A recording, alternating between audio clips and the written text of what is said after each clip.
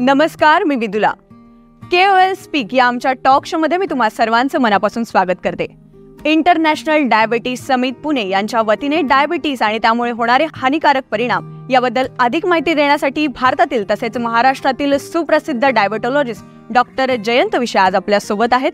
नमस्कार डॉक्टर. नमस्ते डॉक्टर. आजच्या विशेष कार्यक्रमात तुमचं मनापासून स्वागत आहे. कार्यक्रम सुरू करण्यापूर्वी डॉक्टर तुम्ही तुमचा थोडक्यात परिचय आम्हाला करून द्यावा. नमस्ते प्रेक्षक हो, माझं नाव डॉक्टर जयंत विषे आहे. मी डायबेटॉलॉजिस्ट आहे, त्याचबरोबर मी डायबेटिक फूड सर्जन देखील आहे. माझं कल्याण इथे Ananya diabetes and food care centre नावाने पूर्णपणे मधुमेहामुळे होणाऱ्या कॉम्प्लिकेशन्स किंवा आपण दुष्परिणाम म्हणतो त्याच्यासाठी एक हॉस्पिटल आहे आणि मी तिथे जवळपास गेली 5 वर्ष प्रॅक्टिस करतोय आणि छानपैकी तिथे चालू आहे सध्या. डॉक्टर, आता तुम्ही कॉम्प्लिकेशन्सचा विषय केलाच आहे, तर मधुमेहामुळे कुठले कॉम्प्लिकेशन्स होतात आणि त्यासाठी आपल्या शरीरावर कुठले धोकादायक परिणाम होतात? आपण एक लक्षात घेऊया की मधुमेह म्हणजे काय असतं. मधुमेह ही एक प्रकारे वाढलेली रक्तातली साखर म्हणजे मधुमेह. आता जर ती साखर कंट्रोलमध्ये आलीच नाही तर ती साखर कुठेही चिटकू शकते. मग ती चिटकणार कुठे? तर आपल्या शरीरात ज्या रक्तवाहिन्या असतात, जे शुद्ध रक्त घेऊन जातात तिथे ती चिटकते. मग त्याच्याने परिणाम काय होऊ शकतात? तर परिणाम होतं सगळ्यात पहिले हृदयाला ती अफेक्ट करणार. मग हृदयाला काय होऊ शकतं? अल्पावधीतच हार्ट अटॅकचं प्रमाण हे प्रचंड वाढतं किंवा अचानक जे मधुमेह रुग्ण असतात त्यांना अचानकच दम लागायला सुरुवात होते किंवा त्यांचं जे नेहमीचं जे काम ते करतात ते त्यांची एबिलिटी पूर्णपणे कमी होऊन जाते. त्याच प्रकारे ही जर वाढलेली शुगर मेंदूमध्ये गेली तर ज्याला पॅरालिसिस किंवा ज्याला आपण मराठीमध्ये पक्षाघात बोलतो त्याचं प्रमाण हे खूप जास्त वाढतं. मधुमेहामुळे कारण ज्या आपल्या रक्तवाहिन्या आहेत त्याच्यात साखरेचं प्रमाण चिटकल्यामुळे वाढलेलं असतं. इंग्रजीमध्ये आम्ही ज्याला अथरोस्क्लेरोटिक डिसीज म्हणतो त्याचं प्रमाण हे खूप जास्त वाढतं. अशाने किडनीवर हा अनड्यू प्रेशर येऊन जातो. त्यामुळे किडनीची जी कॅपॅसिटी असते, किडनीचं मुख्य काम असतं फिल्ट्रेशन, हे परिणाम जे काम आहे ते मधुमेहाचा रुग्ण हा व्यवस्थित करू शकत नाही. त्याचबरोबर मधुमेहामुळं एक इंग्रजीत आम्ही परत एक ज्याला आम्ही म्हणतो पेरिफेरल आर्टेरियल डिसीज किंवा ज्या आपल्या पायांच्या रक्तवाहिन्या आहेत त्याच्यामध्ये सुद्धा चरबीचं प्रमाण वाढतं आणि अशा व्यक्तींना जी चालण्याची त्यांची क्षमता असते ती कमी होऊन जाते आणि अशा व्यक्तींमध्ये इन फ्युचर बऱ्याच वेळा फूट अल्सर डेव्हलप होतात, ज्याला आपण म्हणतो की मधुमेहामुळे होणाऱ्या जखमा. त्याचबरोबर मधुमेहामुळे अजून एक जो खूप कॉमन कॉम्प्लिकेशन आहे ज्याला आम्ही म्हणतो न्यूरोपॅथी. आता न्यूरोपॅथी म्हणजे काय असतं?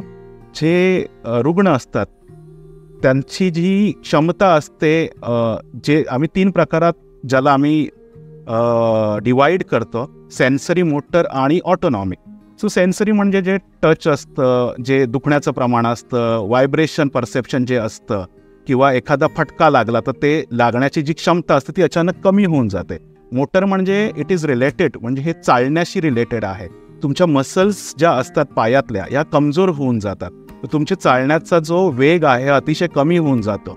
त्याचबरोबर तुमच्या पायाचा पूर्णपणे जो शेप आहे तो पूर्णपणे बदलला जातो. मग अशा वेळेला व्यक्ती चालता चालता पडतात किंवा बऱ्याचशा व्यक्ती ज्या मधुमेहाच्या आहेत त्या सांगतात की त्यांच्या पायाला मुंग्या येत आहेत, पाय बधीर झालेत किंवा पायाला कोणीतरी करंट देतंय, विजेचा झटका देतोय, अशा प्रकारचं त्यांना वेदना होतात किंवा कोणीतरी सुई टोचते त्यांना, अशा प्रकारच्या वेदना. हा न्यूरोपॅथीचा प्रकार हा अतिशय कॉमन प्रकार आहे जो डायबिटीसमुळे होतो. त्याचबरोबर जसं मी सांगितलं की मोठ्या रक्तवाहिन्या जशा अफेक्ट होतात तशा छोट्या रक्तवाहिन्या ज्या डोळ्यांच्या असतात त्या सुद्धा अफेक्ट होऊन तुमची दृष्टी ही अतिशय कमी होऊन जाते. गरोदर प्राणात जर डायबिटीस झाला असेल आणि तो जर त्याचं निदानच झालं नाही, अशा वेळेला जे होणारं मूल असतं त्याला सुद्धा धोका असतो जो खूप जास्त प्रमाणात असतो आणि ज्या गरोदर मातेला डायबिटीस झालेला आहे तिला सुद्धा खूप धोका असतो. अशा वेळेला त्या आईचं पण आणि त्या मुलाचं पण दुर्दैवी मृत्यू होऊ शकतो. सो ह्या प्रकारचे जे कॉम्प्लिकेशन्स आहेत, जे दुष्परिणाम आहेत ते डायबिटीसमुळे होतात. आणि डॉक्टर, आपण हे कॉम्प्लिकेशन्स टाळण्यासाठी कुठली खबरदारी घेणं आवश्यक आहे? ऑलवेज रिमेंबर, डायबिटीस हा एक मेटाबॉलिक डिसीज आहे. मधुमेह हा एक मेटाबॉलिक डिसीज आहे. आपल्याला माहिती आहे की 2 प्रकारचा असतो, टाईप 1 आणि टाईप 2. ठीक आहे, पहिल्या प्रकारामध्ये इन्सुलिन तयार होत नाही, दुसऱ्या प्रकारामध्ये इन्सुलिन आहे पण तुमचं शरीर त्याला रिस्पॉन्ड देत नाही आहे. आता आपल्या भारतामध्ये काय आहे, डायबिटीस कोणाला होतं? आपल्या भारतामध्ये ना पिअर शेप ओबेसिटी किंवा आपल्या इकडे हातपाय छोटे असतात पण पोट हे मोठं असतं. मग पोटातली जी चरबी असते, ज्याला आम्ही म्हणतो की चरबी जमा झाल्यामुळं ते इन्सुलिनला तुमचं शरीर रिस्पॉन्स देतच नाही. मग अशा वेळेला काय करायचंय? सोपं आहे ना, पोटावर चरबी आहे म्हणजे मला ती कमी करायची. याचा अर्थ काय की डायबिटीस न व्हावा किंवा प्रिव्हेन्शन ऑफ द कॉम्प्लिकेशन्स किंवा प्रिव्हेन्शन ऑफ डायबिटीस, तुमचं जे डेली रुटीन आहे ते अतिशय व्यवस्थित हवं.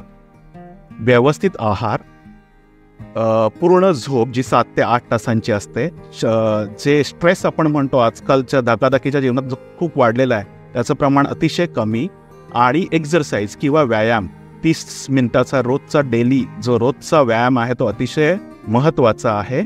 हे जे 4 गोष्टी आहेत त्या खूप इम्पॉर्टंट आहेत फॉर द प्रिव्हेन्शन.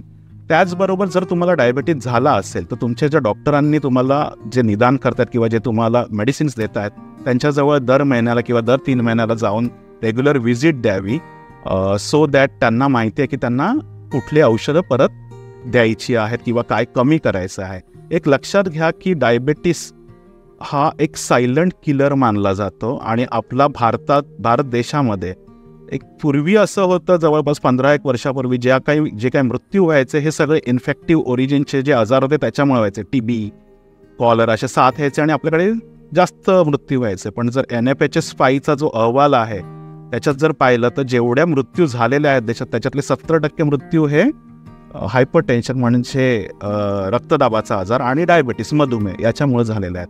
त्यामुळे prevention is always better than cure.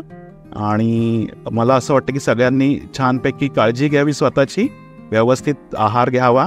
Doctor, तुम्ही इथे आलात आणि आमच्या प्रेक्षकांना इतकी महत्त्वपूर्ण तुम्ही माहिती दिली यासाठी पुनश्च एकदा खूप खूप धन्यवाद. धन्यवाद. तुम्हाला सुद्धा अधिक माहिती जाणून घ्यायची असेल तर तुम्ही आमच्या KOL स्पीक टॉक शोला नक्कीच व्हिजिट करू शकता, Instagram, Facebook आणि Twitterद्वारे.